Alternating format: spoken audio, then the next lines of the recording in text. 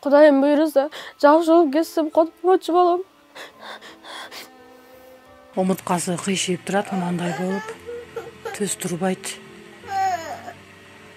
Бұның орысы бұттаны да күш келтеді азыр көчірді. Бұны арқа жағынан тартып.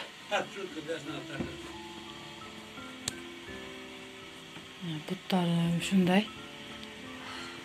Кішнеле басады. Бұттын жаш қой албайды жерге.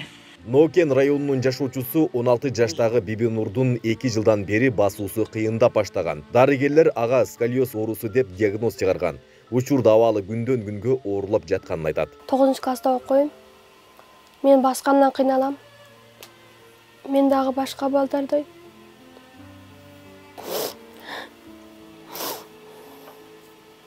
Мектеп өзүм басып келди калайм. Азыр олимпиадалар болуп атат мектепте. Мен дагы олимпиадаларга катышкым келет. Азыр мурда кружокко барчу элем. Азыр бара албай калдым. Бирок дагы деле котормочу болоюн деп ниет кылдым. Кудайым буйрса, жакшы болуп кетсем котормочу болом.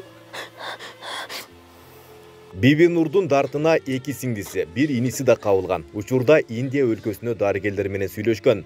Ар бирине 30 000 акш доллардан керектелип, жалпы сумма 120 000 доллар экени айтылат. Бирок бул үй бүлөнүн аталган каражатты табууга мүмкүнчүлүгү жок. Мен ушул 5 баланын энеси боломун. Бул балдарым, мурда мына кыздарым жакшынакай эле басып жүргөн да, өз алдынчачы. Мектепке мал кызым өзү барган. Кыздарым бар эле өздөрү барып келип жүргөн. Балам менен наркы кичинекей кызым өзү барып келет азыр деле. Бирок кыйынчылык бар да. Кыздарым бара албай калды мектепке азыр учурда.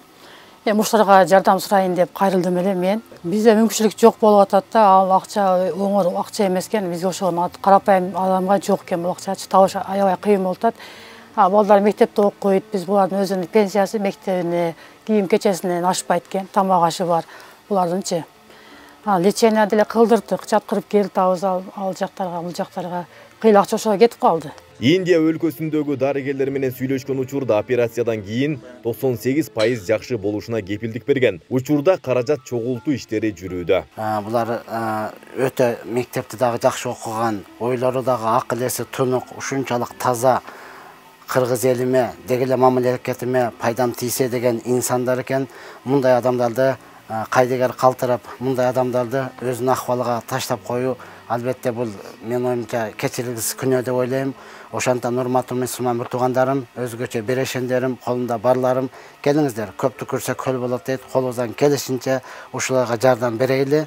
Иншалла, булар биздин келечегибиз. Карабасаңыздар, сурагат болчу силерден. Урматтуу кыргыз элим, мага жардам берип коюңуздар.